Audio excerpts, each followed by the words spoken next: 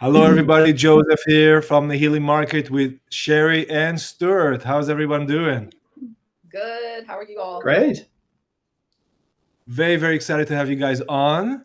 Today, we're going to talk about the process of manifesting, manifesting money. Now, why we choose money? Because, we got some feedback here. Because manifesting money is really a proof that you manifested something. So if you can manifest money, you can manifest anything you like.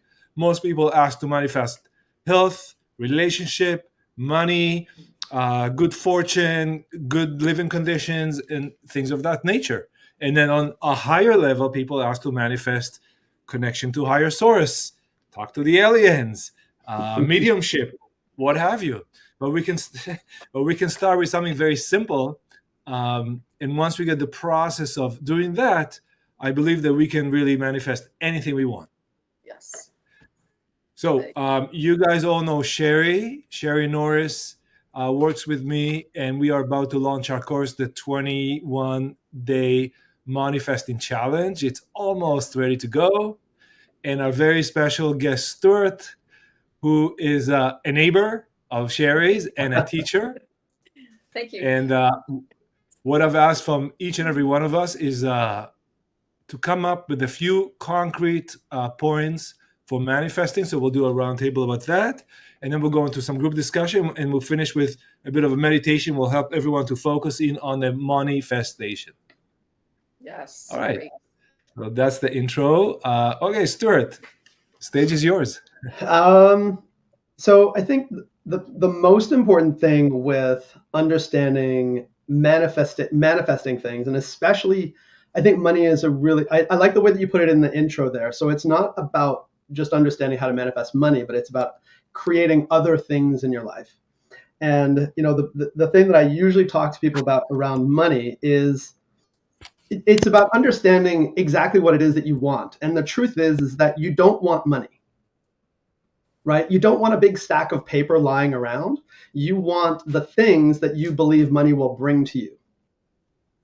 So instead of focusing on, I want to have $5,000, well, what do you want the $5,000 for? Because the universe might have a whole bunch of other ways to bring you that exact thing that you want, where it doesn't require you having to have $5,000.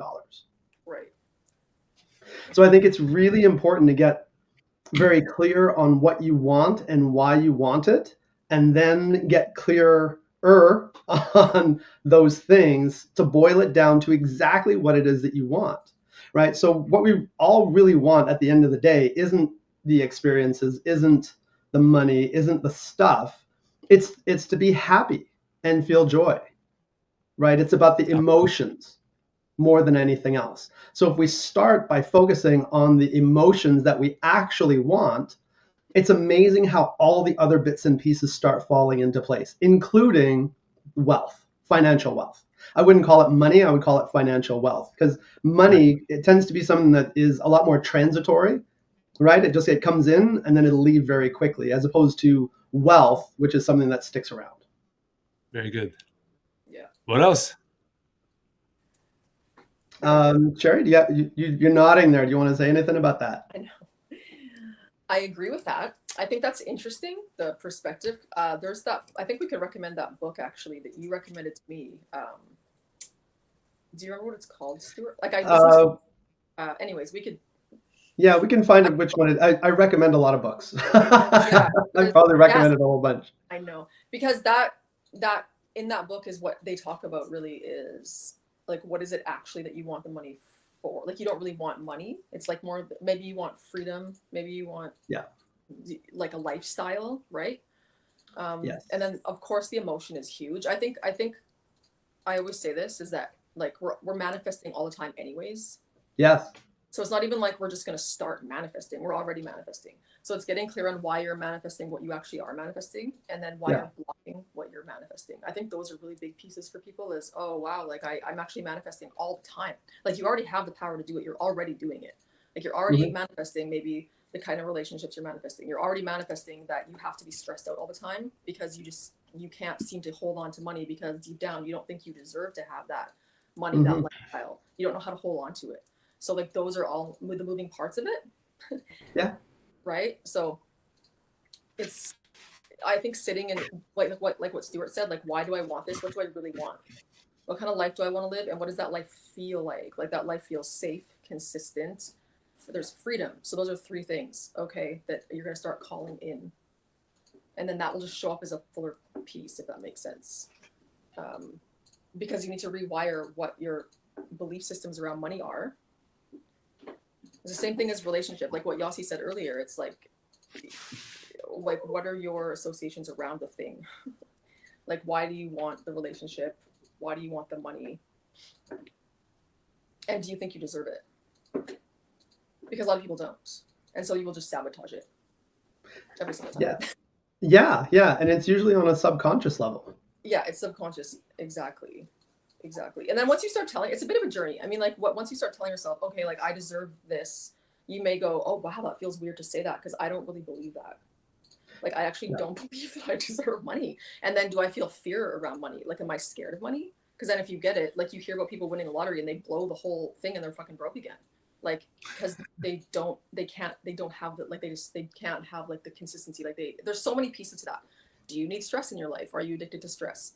Are you going to sabotage it? Do you think you're worth it? Like, there's a lot of those belief systems and narratives that you need to really, like, tap into before you start manifesting. And then this being specific. I think it goes back to what Stuart said too, is the why. Like, money, but why? Because then when you get it, you're just on this constant, like, chase. Like, you're going to blow it. You're going to be more emotionally, like, you're more grateful, you have more gratitude when you understand the why behind it. Yeah. And that's actually one of the other things that I wanted to bring up was, I think you're 100% right in terms of, like, we're always manifesting. Yeah. And so the fact that you don't have what you want is something that you have created, right? We're always in creation. We're creating everything. We're creating the person yelling at you on the street just as much as we're creating all the good stuff that happens, right? It's all, we're doing all of it. Right, exactly. And so, the idea that if you focus on, oh, this is what I want money because I just want to have more money in my life, it's usually because you don't feel that you have enough. So the place that you're actually coming from is the place that I don't have enough and I need more. So it's what's the underneath, and the underneath there is actually not abundance, but it's lack. Yes. So when you start to just focus on the abundance within your life that you already have and start to use that to multiply it out, that's kind of the place that you want to come to it from.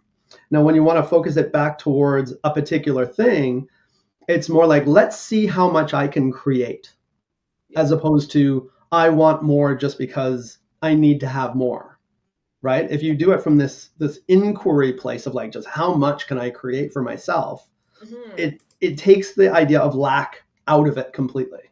Yeah. That's huge too, is, like, where you're manifesting from. Like, it's like a place of lack and not enough. Do you think it's also to do with self-power, like self-belief and stepping into your power, like not looking at manifesting like it's outside of you, but it's actually inside of you? Like, it's not something to get, like, it's actually you doing it. You know what I mean? Like, yeah, I think a lot of people believe that it's this thing outside that is going to be bestowed on them. Yes. As opposed to you actually creating your own reality moment to moment to moment. Right. And the self-accountability piece where it's like, oh, wow, I'm actually already creating this. So if you can create this life, then you can create another one. Like, you can create. Exactly. I like the way that Abraham Hicks puts it, where it's a train. And the train has momentum and the train is going in a particular direction. What you need to do is stop the train and have it change direction. Because the train is moving, you're in creation, you're just in creation in a way that isn't making you as happy as what you possibly can be. Right. So let's change the track on the train and go in a different direction. But understanding that there's momentum that's there that needs to be slowed down, right? So even if you change your mindset today, it doesn't mean that everything is going to change today. It's going to take a little bit of time before you really see it start to move. Right. I think that's huge. I was going to say, like, people think that it's like instant, or it's going to happen how they think it's going to happen. I think that's another thing where people are manifesting, but then in a week they're like, oh, it's not here. What? But it could take 3 months. Like, it depends on what, like what you're saying. It's more of like a journey, and the surrender piece of it as well. Like you're manifesting it, but you have to surrender to how it's going to show up. That's my experience in stories, is usually to surrender what it looks like. Like, it's not going to maybe show up how you thought. Yeah.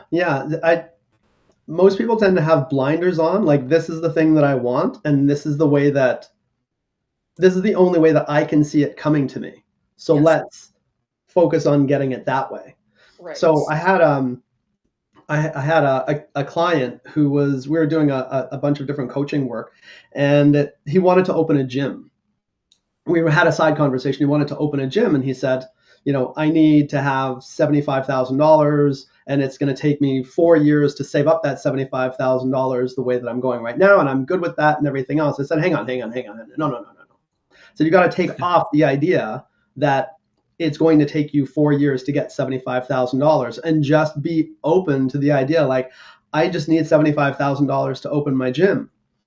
3 months later, he happened to be having a conversation with a friend and he said, yeah, you know what, I want to open this gym. And his friend said, you know what, I've been trying to open a franchise for 5 years and nobody is giving me a franchise. And I've got like $100,000 sitting here for a franchise. I would love to be able to invest that with you. Yeah. Because you take off the blinders that it needs to be from a certain way, right? Yeah. I think that's where people sort of, like, they can miss the boat because it could show up in a different way. Like, that's such a perfect example. And they're like, it's because they really get stuck on but this is what it's going to look like. Like, yeah, it has to look this way because it's the only one that I understand. Right. Exactly. It's so interesting. So I'm going to intervene here. You guys give me some advice on what do I need to focus to allow money in my life? Abundance in some other area of your life other than money. I think so. For example? For example, understanding the amount of abundance that you have just in general. The fact that you have a bed to sleep in, the fact that, you have the knowledge of the world literally at your fingertips, right? This is true abundance that we don't even pay any attention to.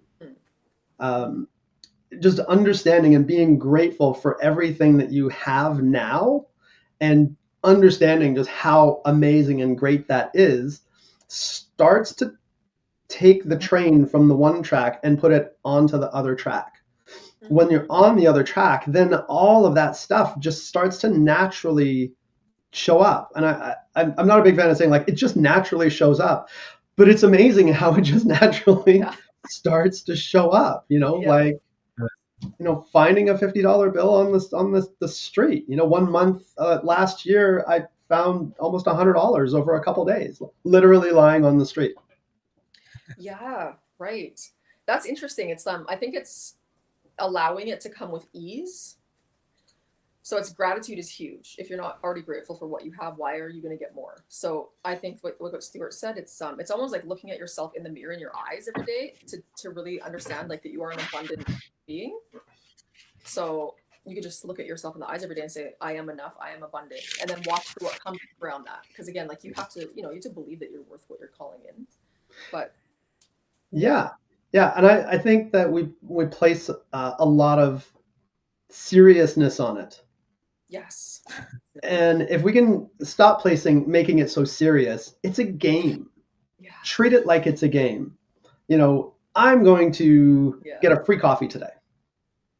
And start with something like that. Because the more that you can take the significance off of it, the more likely it is to show up. Because it goes back to what we were saying before in terms of, like, that mindset piece of, like, oh, it's got to happen, and I need it to happen, and I need it to happen. It's because underneath is still that idea that it's not happening. It's happening. It's like desperation, almost, like, this desperate feeling. Yeah. So if you just sit back and relax and enjoy the process, when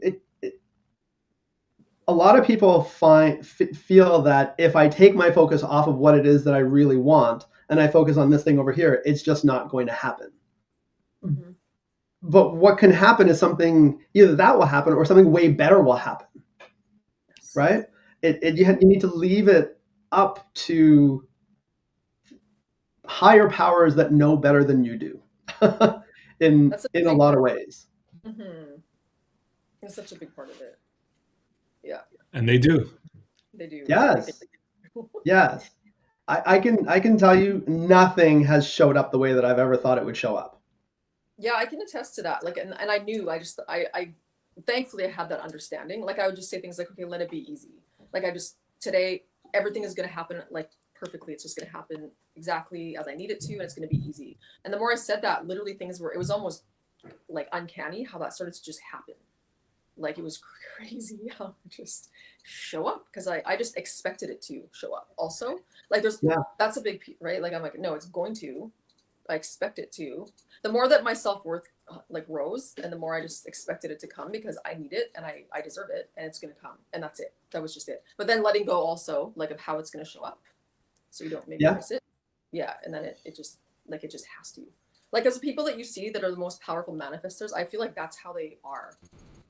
I've just seen that happen for them. Like, they just literally expect it to. I would say have a broad expectation of abundance.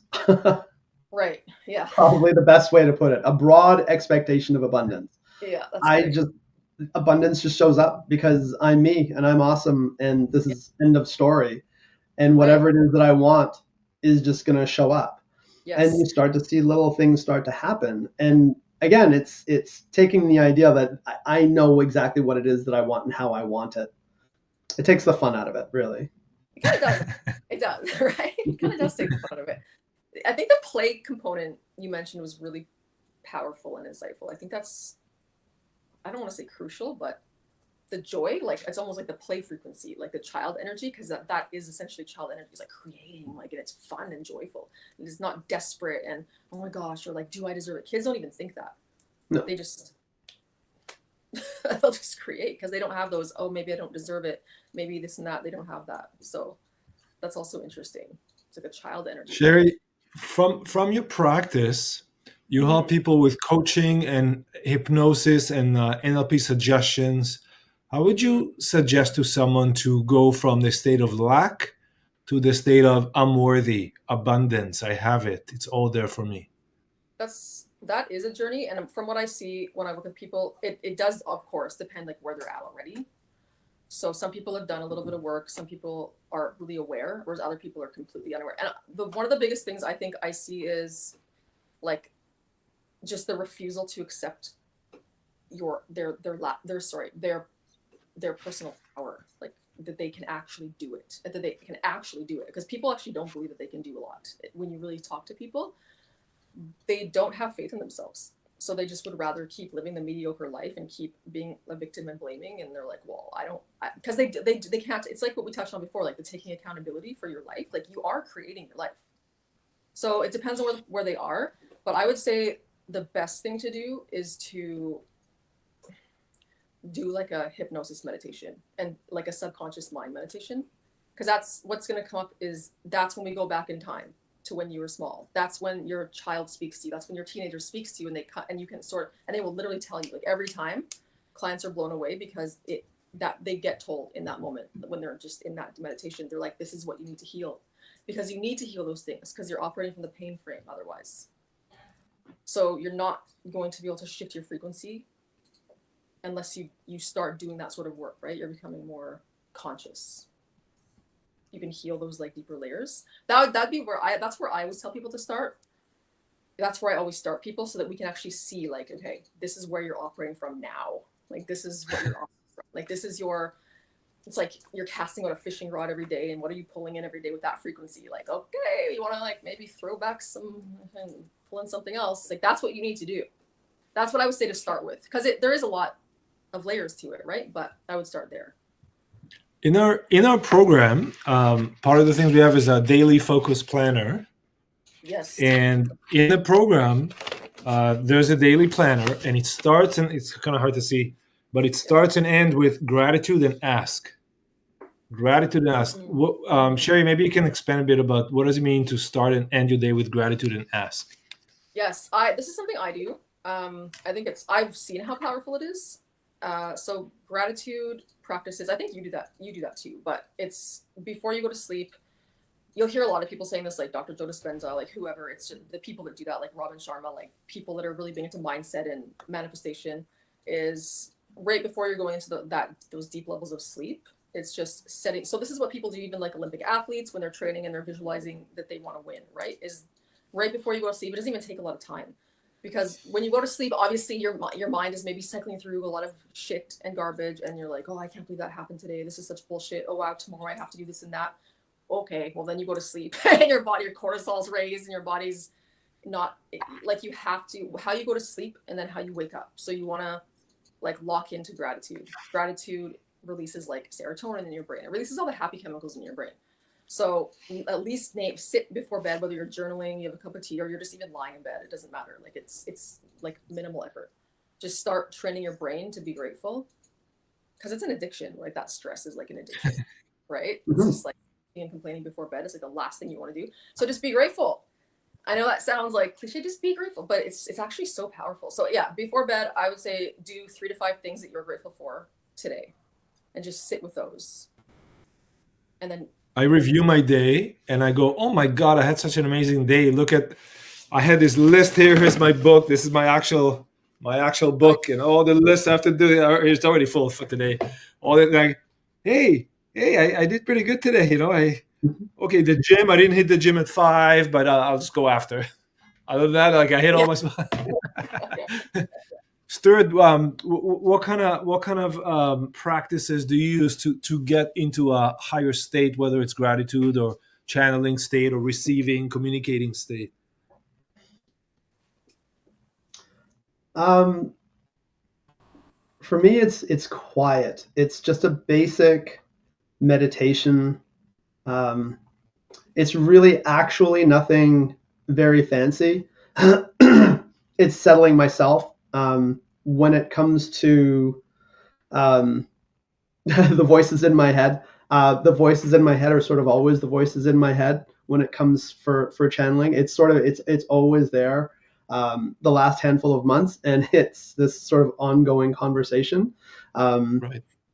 Yeah. With that, I really do like the gratitude practice at night. It is a great practice. We actually use it with our 10-year-old son, and we've been doing that for the last 5-6 years. Every night before he goes to bed, he says, dear angels, thank you for the wonderful day I had, and thank you for these things specific for that day. And because it's everything that Sherri said, and when we're falling asleep and we're complaining or we're thinking about all those stressful things, is what the brain is working on all night. Mm-hmm. So you're staying in that space the whole time. So if you really can get good with just being grateful, and it's not just saying the words, but it's getting to the point where you're feeling it in your body. Like, I genuinely am grateful for these things in my day, makes a huge difference. I know a lot of people do it and they just kind of pay it lip service. Like, yeah, I'm grateful and I feel grateful, but it's like, no, there's a difference between feeling a little grateful, feeling a little happy for something, and when you feel it in your chest. Like, it is a completely different thing. That is the game changer when it comes to manifesting. Actually, it is a big game changer with that, because when you feel that abundance, when you feel that havingness in your chest, in your whole being, it changes everything.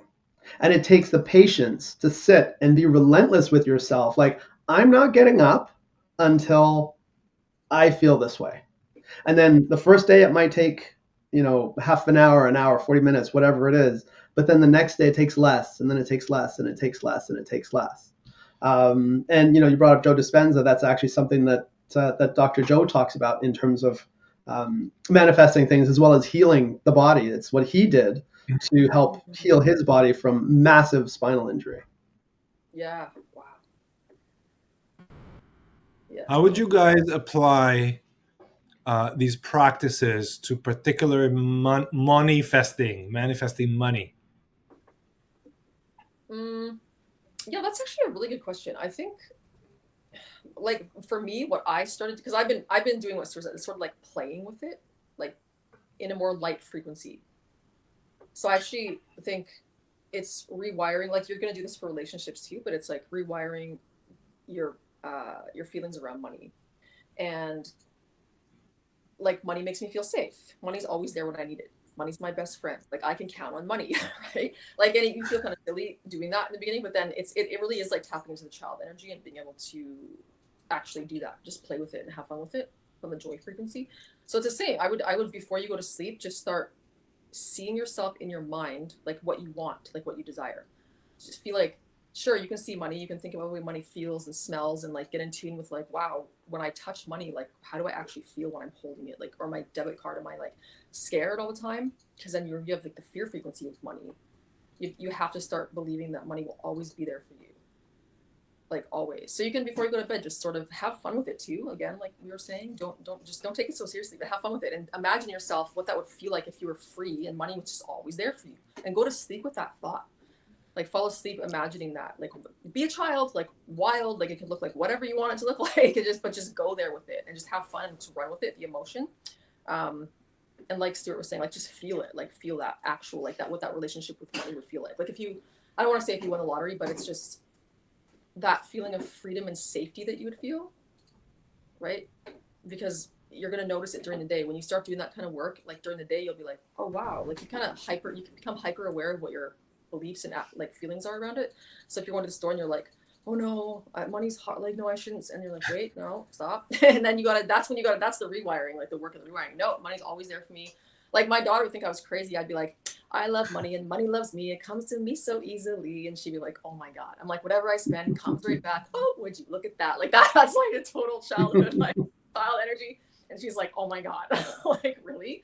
And then like money would come and I'd be like, see, wow, look at that. $200 check in the mail. I don't know what, but it's just like the frequency of joy and childlike energy. So I would suggest, I mean, that's not easy for people to do, like to sing a song like that and act like they're, 7 years old. But I think like before going to bed for sure, visualizing that and like feeling that emotionally and almost like let yourself get excited about it. So do the gratitude thing and then do that money ritual, like the visualization. Thank you. Stuart, what do you think it takes for someone who has been trained and programmed, like many of us, almost all of us, for the I'm not worthy to switch to I am worthy, from lack to abundance, from fear to hope and love? What would you suggest for someone to go through that change it over? To shift it over. I'd say sing Sherri's song. I love that song. Thank you. I'll be here all night. Thanks.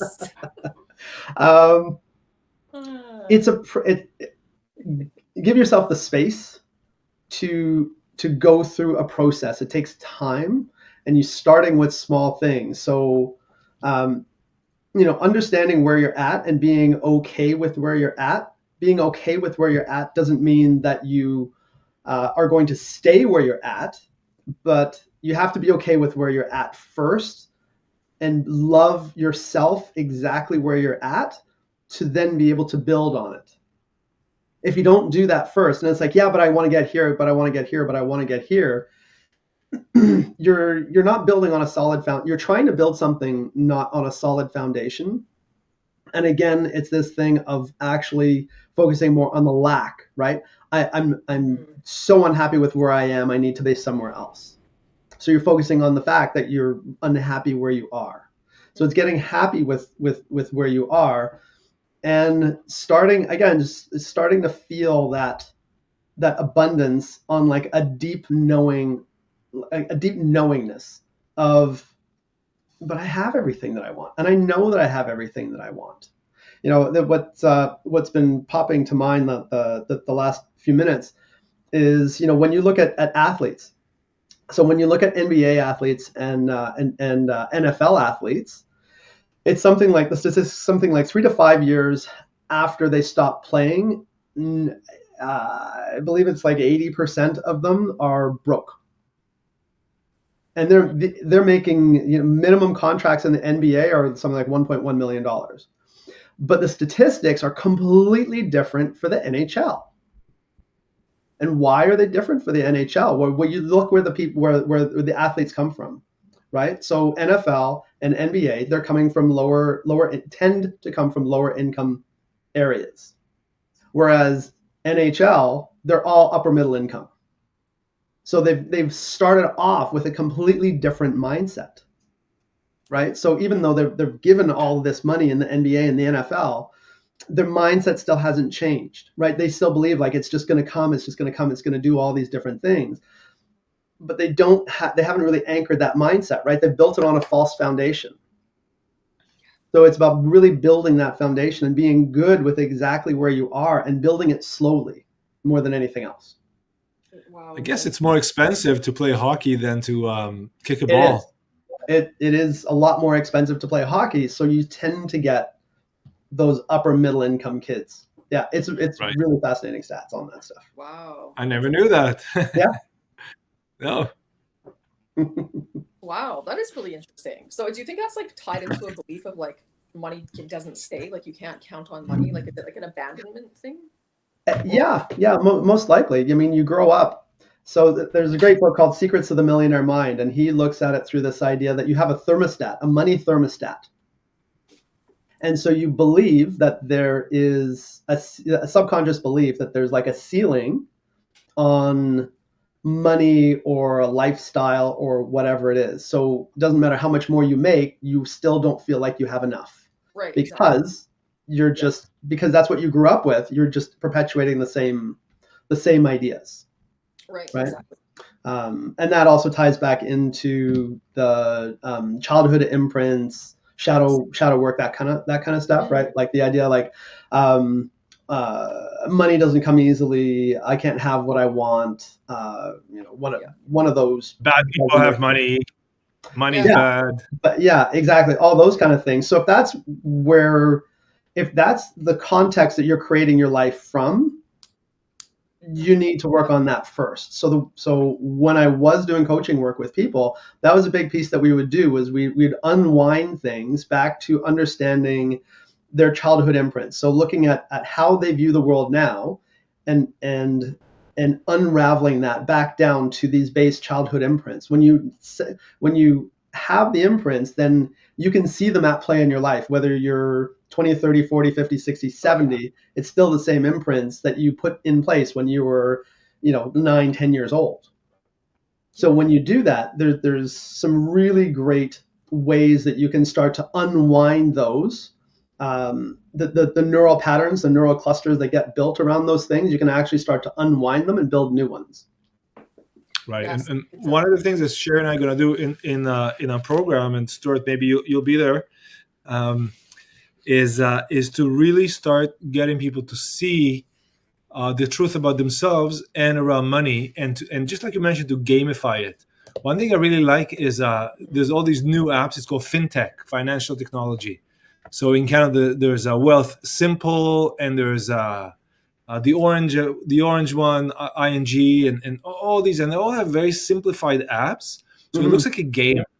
And then you can put a few dollars in that thing, and you can buy a stock or buy crypto, or just keep it as $1, or buy another currency from another country, and it's just like a game. And then you can show it to your friends and say, hey, I made like $50 on this app, and then you can cash it out or trade it or buy something else for it. So I think that's a really good way to remove the fear of money and really just detach from it. The moment you detach from it, it's like, it's just a game. I'm just playing a game here, and I just paid $1,000, but whatever. It's just a game. Yeah, exactly. Yeah.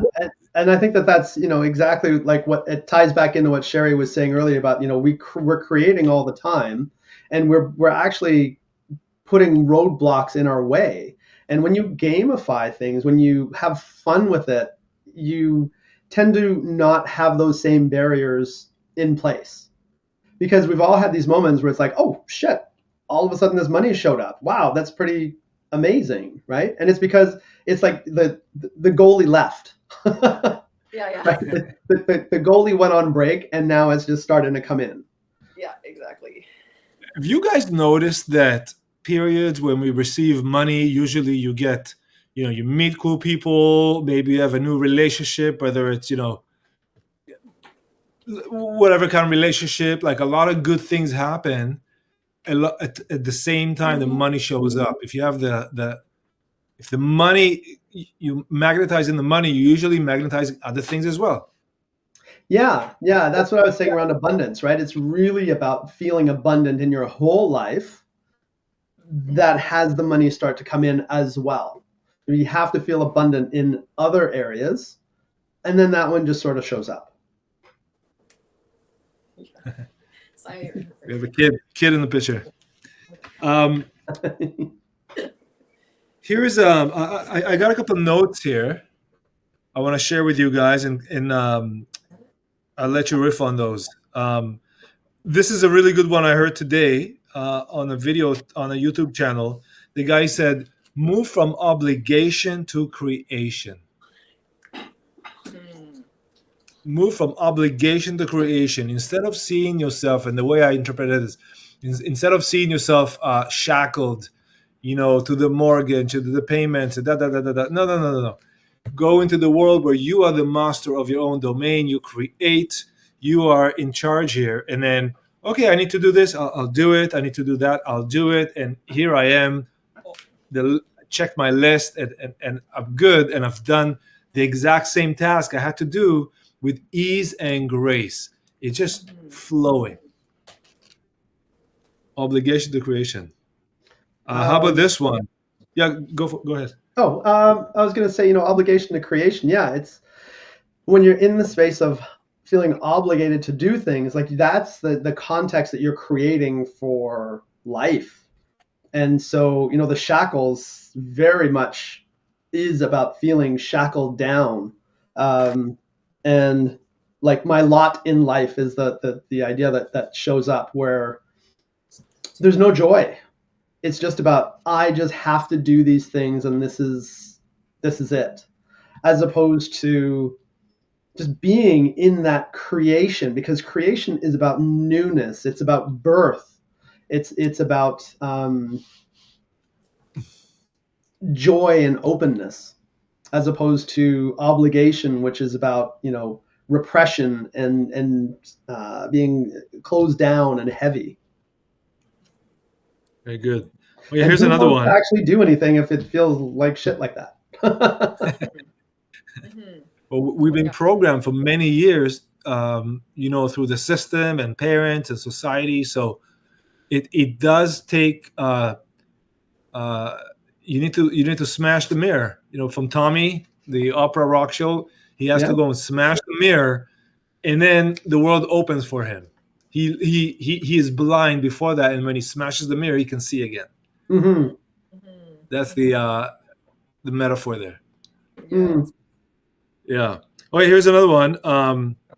I heard that from another channel, and the lady said, and I don't necessarily agree with it, but the idea was great. She said, "There's in your soul contract, before you show up here, there's a budget, there's a sum of money assigned to you for your life, and most people don't spend it all." Now, I don't know if it's true that a sum of money is assigned to you or not, but I really like the idea that don't worry about it. Like, if you need to spend that money, spend it. If you need to invest it, that's what I took from it. If you need to invest in it, invest in it. Don't be so emotionally attached to your last dollar. There's always another one coming, and more and more. It's just endless. So get on a train of endless gold coins coming towards you. There's always more set in your book. Mm. Yeah, that's an interesting concept. I mean, I don't know if that But let's take Elon. Elon has been assigned a lot of money, and now what is he doing with it? He spends it over there, he spends it over there. He flies these rockets, they blow up. So that's a good example. Yeah, we don't get political here, but that's a good example of, okay, I got all this money. I'm gonna try and see if I can make it to Mars. And if the rockets blow, it's okay. I got more. I'll just keep doing it.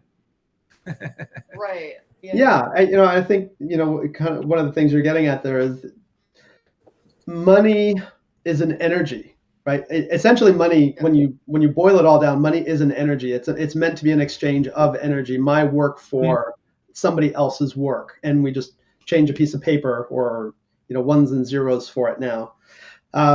But it always needs to be in flow. It always needs to be moving. It needs to come in. When it comes in, it needs to go out. For it to grow, it needs to be continuously moving. It does. Mm-hmm.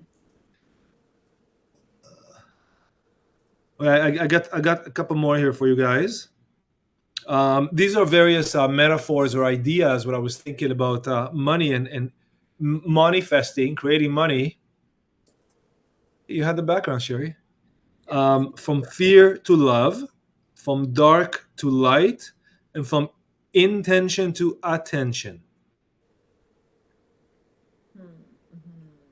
So the idea is that the when I contract, there's nothing happening. But when I expand, so when I expand myself into the universe, when I allow myself to expand to who I am, which is one with the universe, then I can get on that money creation vibration.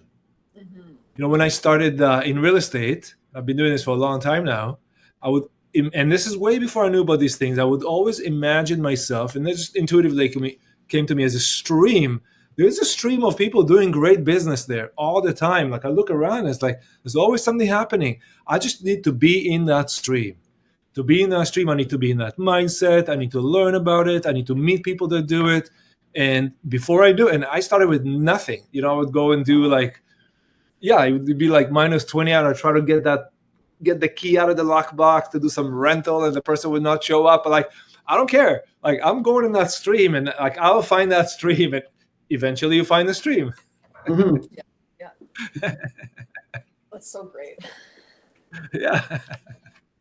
And then you build the confidence. Yeah, and then you build the confidence. And once you have the confidence, it really is a leap of faith. Really is a leap of faith. Like literally, to have the confidence in yourself, even if you haven't done it. I mean, imagine the ski jumper going for that big jump, first time ever. Maybe he did little jumps, but now it's like, or the one who jumps off the cliff, or whatever it is. Like the one who goes, I'm gonna go into the listing presentation, or get that new job, or ask that girl out, or whatever it is. Yeah. Like that's a real leap of faith. But I have a friend, Adam. He says, I fail my way to success. I'm failing my way to success. He's doing great, but he goes, all I'm doing is I keep failing, but I keep going to that direction, and eventually, like, I'm there. Yeah, I've heard people say that. Like, if you're gonna fail fast. It's just that's like a business saying I've heard like entrepreneurs say. Yeah, and I understand it. It's like what you're saying. It's like they're failing to get where they're gonna go. Like they never stop, basically. Yeah.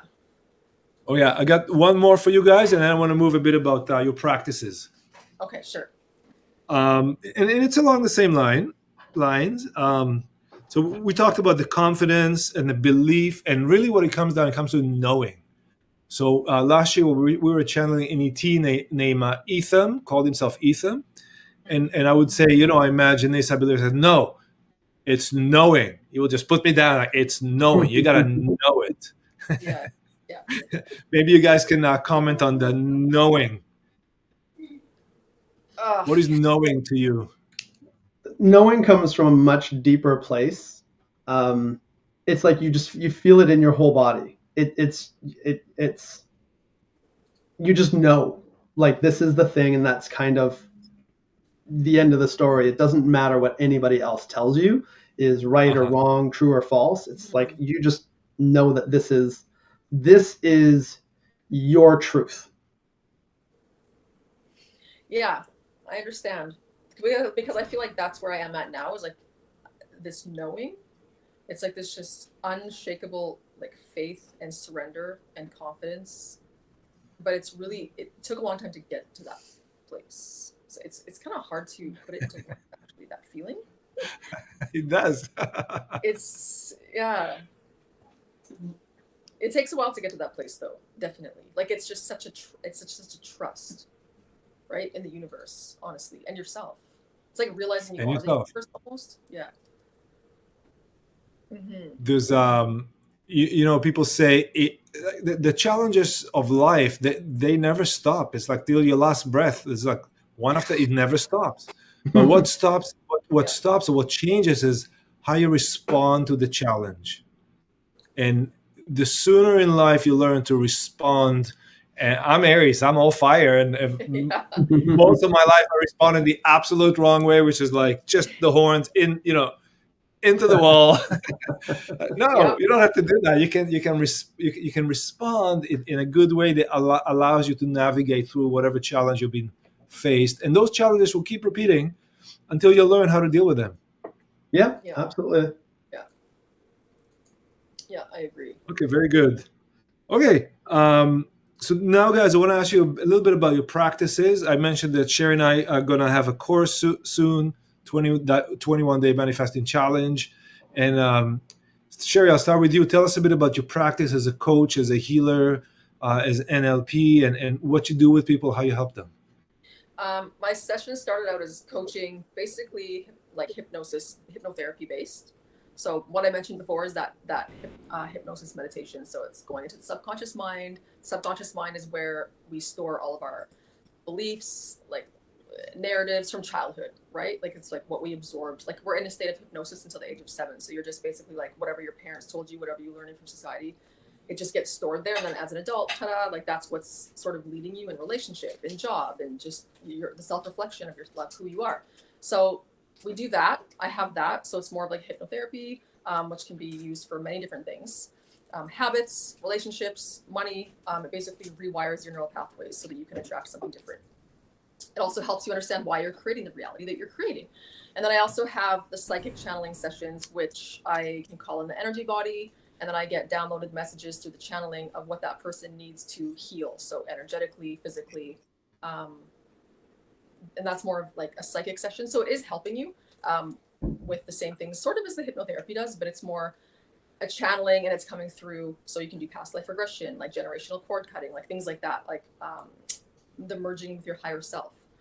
So that's the psychic channeling session. So I have those two, and then I do have a program on how to heal the chase avoidant wound, because we do have a culture of chasers and avoiders, and there's also that. So those are my sort of 3 top offerings right now. Thank you. Stuart. Right now, I'm mostly focusing on a blog around channeling, a group that I call Head Office, and I'm having a lot of fun with that. I've been a Reiki master and practitioner for over 10 years, and I've been a medical intuitive for the last 2.5 years. And I'm just in the process of bringing it all together with coaching that I've done. So I've been a performance coach for elite level athletes for probably about 8 years. So I'm bringing all of those things together to create something very different for people, where it's not about a specific modality. It's about taking them where they need to go, even if they don't even realize that's where they need to go. Yes. Right. Very good. I'll ask you some offline questions about performance stuff. Oh yeah. Yeah. I've never stopped. and okay, and my day-to-day life is in real estate, which I love, and I practice real estate in Toronto and in the Tamarindo area in Costa Rica and around the area there. And I'm the founder and creator of the Healing Market, which brings together people like ourselves, intuitives, psychics, coaches, teachers, and people can learn there, can take a course, can take our course, and meet other people that are on the path, on the journey. And hopefully these efforts make the world a little better every time. Yes, exactly. So what I'd like to offer now is I'd like the 3 of us to take a minute and meditate and really send just good, loving vibes to anyone who's watching now and anyone that may watch later. I think we lost Sherri, but hopefully she'll come back. Sherri, come back.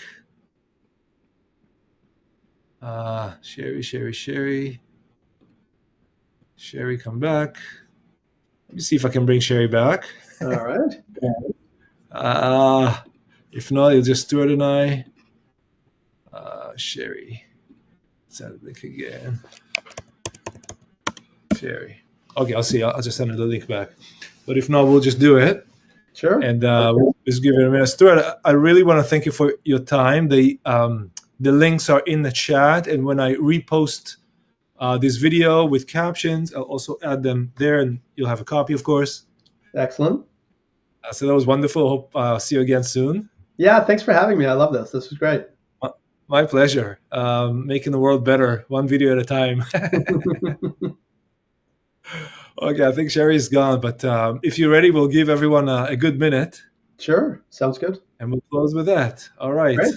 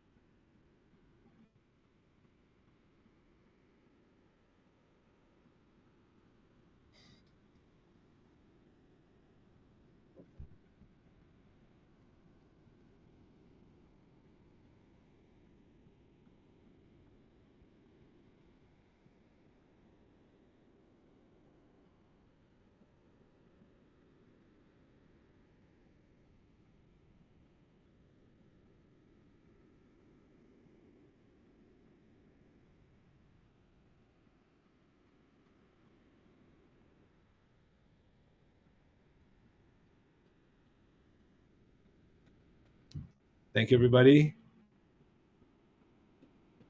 Excellent.